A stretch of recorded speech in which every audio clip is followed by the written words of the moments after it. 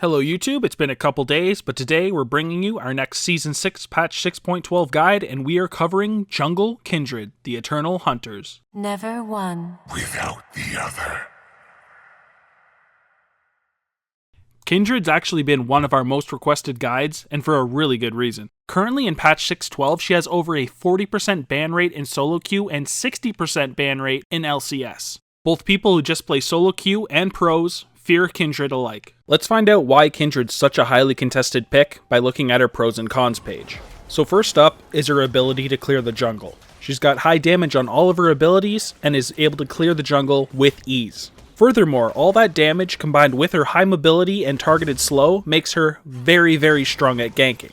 Finally, to top it off, she's basically an AD carry who can snowball really hard and has an ultimate that has the potential to save her entire team. Now, although she's a really strong contested pick, she still has cons. One of the biggest ones is her base range of only 500 units. That's pretty much lower than every single marksman out there. When you combine this with how squishy Kindred is, positioning can be extremely important. Champions with displacement are also a massive counter to Kindred. They're able to knock you or your teammates out of your ultimate and simply finish you off. Your passive can also be pretty troublesome considering it's putting you into the enemy jungle over and over again. This can be great when you are ahead considering it's wanting you to counter jungle, which gives you a bigger advantage. However, this passive does show the enemy team where you're likely to go soon to get that stack, so you may end up getting set up pretty bad. You need to have pretty good map awareness to make sure you don't get caught. For our masteries, we go 18 Ferocity and 12 Resolve, grabbing Fervor of Battle as our keystone mastery. Now, Fervor of Battle was recently nerfed, but it is by far still the best choice on Kindred, so we still take Fervor of Battle. Nothing has changed in this patch. Other than that, you could put the 12 Resolve in Cunning if you did prefer, but she does make great use of Runic Armor, so I do prefer the Resolve on Kindred. I do see a lot of Cunning, however, it is just a personal preference. Other than that, if you are on a really squishy team, you could go Strength of the Ages for your Keystone Mastery instead, but Fervor of Battle is by far the best choice, so try sticking with that one. For your runes, we just grab traditional AD carry runes. We get attack damage reds, armor yellows, magic resist blues, and attack speed quints. This just lets you get through the jungle really fast with the attack damage reds and the attack speed quints, and keeps you rather high with the defensive runes we have as well. Our summoners are of course Flash and Smite. Flash is great on Kindred because she is a rather squishy champion, and this can be great for escaping. Now, although Kindred is really mobile, you can also use this offensively to get a kill that you otherwise could not get, but usually you don't have to flash offensively, but it can happen, so it's great to have. Smite, on the other hand, is a must-have on junglers. It's great for just helping you clear the jungle and securing Dragon and Baron. Smite's also great to use offensively when you do have your Blood Razor. You can use it to add some true damage on the target you're trying to kill. Nothing wrong with that. Now we're going to touch on each of her abilities, starting with her passive, which is called Mark of the Kindred. Now there's a lot of text to this passive, but it's rather simplistic. When you're going in for a gank, you pretty much want to make sure you mark that target because it does take several seconds and then go in for the gank. The reason you want to do this is because when you do consume that mark, you start doing a percentage of the target's current health as bonus damage. After 2.5 minutes, Wolf then starts marking the enemy monsters. You can then go kill these camps to get more stacks, however the enemy team can also see these marked, so they may be waiting for you. So now we land at our Q, called Dance of Arrows. This is your bread and butter ability, and we do max it first. When you are spamming this in the jungle to increase your jungle clear speed, you have to keep in mind the intense mana consumption and you could end up going This ability also adds tons of mobility and allows you to jump over walls and things like Dragon or Baron Pit. You can also use this to shorten your gank path to make you a much more effective ganker. Later on, however, this ability does kind of shift from adding a lot of damage to being more of a mobility utility. In the late game, when you are using this, because Kindred does have a lot of attack speed, you are actually hurting your attack speed because of this animation time. It's still great, however, to keep a gap between you and the enemy champion. Next up, your W, Wolf's Frenzy. This is a great ability in combination with your Q. When you cast this or use your Q in the W zone, you do get only a 2-second cooldown on Dance of Arrows. This can increase your damage output by a ton and can really get you out of the jungle quickly so you can start ganking. The damage also scales off of 50% of Kindred's attack speed, which is why we go for a rather attack speed heavy build. Always keep moving when you're in combat. Even small movements between your basic attacks and spells is enough to build up the passive and possibly give you a life-saving proc.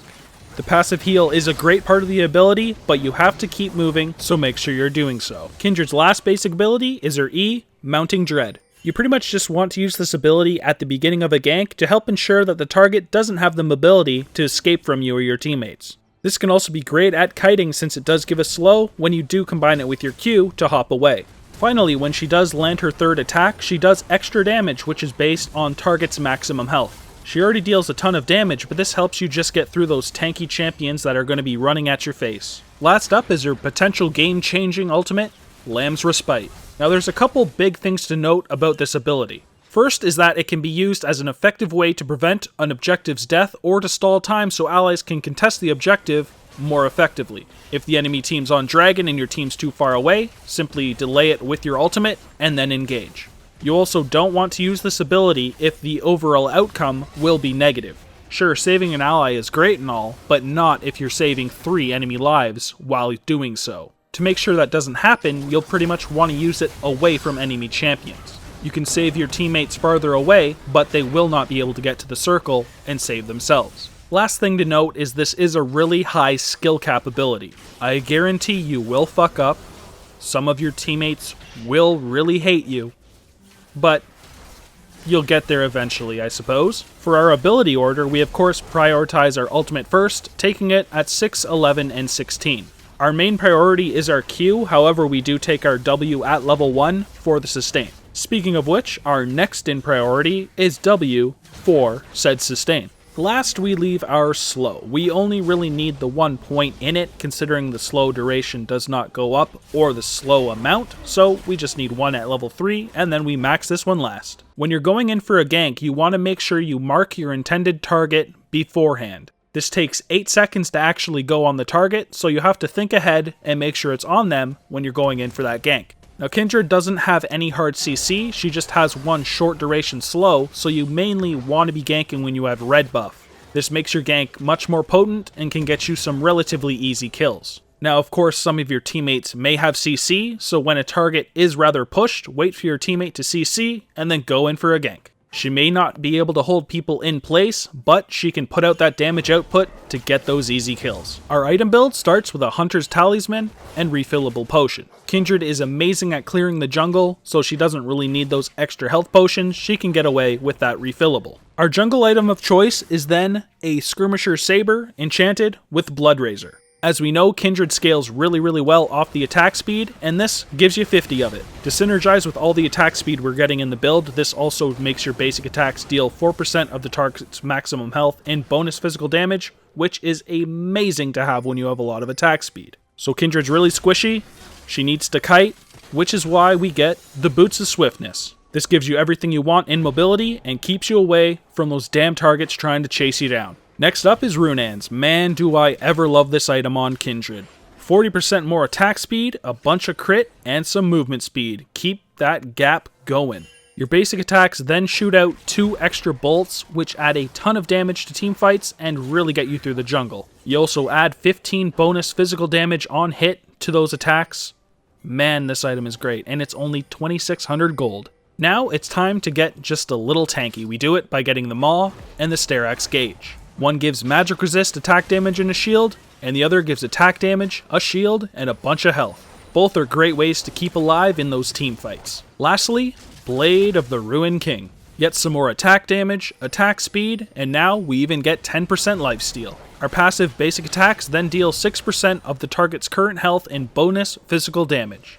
This build is all about hitting fast and doing extra portions of damage, which makes it so strong. It also has a nice little active to keep targets off of you so you can kite away. Now there's a bunch of alternatives I've listed here. I generally don't really get any of them, to be honest. I prefer the high attack speed Kindred, as do pretty much most people in League of Legends. If you are against a crazy armor stacking team, however, you can get the LDR or the Black Cleaver. Those are 2 great alternatives. Other than that, the Mercurial Scimitar is pretty good if you do need to break some CZs off of yourself. The others, just decent items. But, pretty much honestly, whenever you have the opportunity to play attack speed Kindred, which is pretty much always, to be honest with you, do it. Attack speed Kindred is really strong.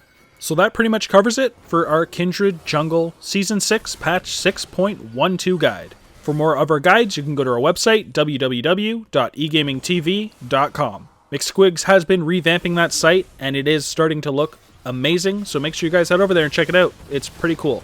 Other than that, if you guys do want to get a hold of us, you can go to our Twitter at egaming_TV. Now, we also do our skin giveaways on our Twitter, so if you are interested in the chance to win free skins, head over to Twitter and give us a follow. We're also getting our Facebook page running, so that will be in the description as well. Make sure you guys head over to the description and check out all these links. So other than that, I'd pretty much just like to thank you guys for watching. I hope you guys did enjoy the guide, and I hope to see you guys around the YouTube channel. Oh, and of course, don't forget to like and subscribe if you did enjoy. Peace.